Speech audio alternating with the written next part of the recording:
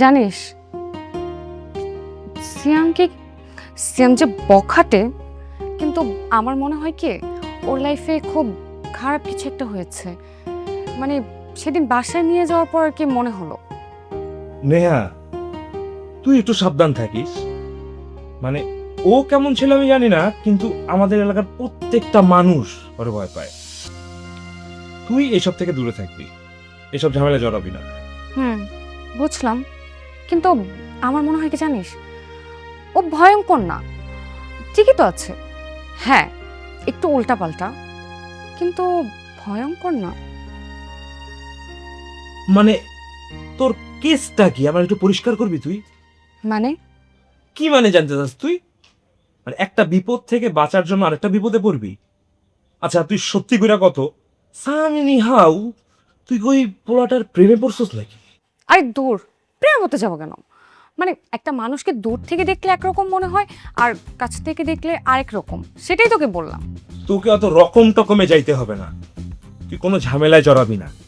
তুই ছেলেটাকে যতটুকু ব্যবহার করা যায় কর, আঙ্কেলের সামনে যতটুকু আঙ্কেলকে ট্রাস্ট নেওয়ার জন্য যতটুকু করতে হয় তুই ততটুকুই থাক, এর বেশি যাইস না।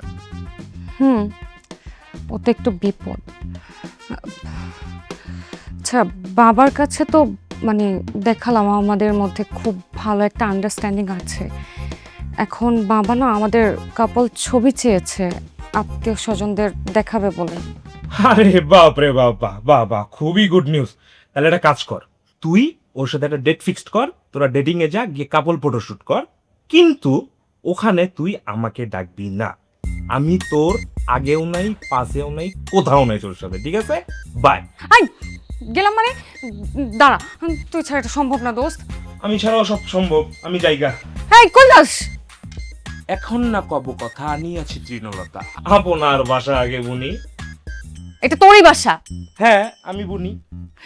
দোস্ত প্লিজ ওকে ডাক, ডেকে আমাদের ছবি তোলার ব্যবস্থা করতে হবে। আচ্ছা আচ্ছা আচ্ছা, হ্যাঁ, এই যে ধর ফোন, তুই ছবি তোল, কি করিস কর, আমি জায়গা।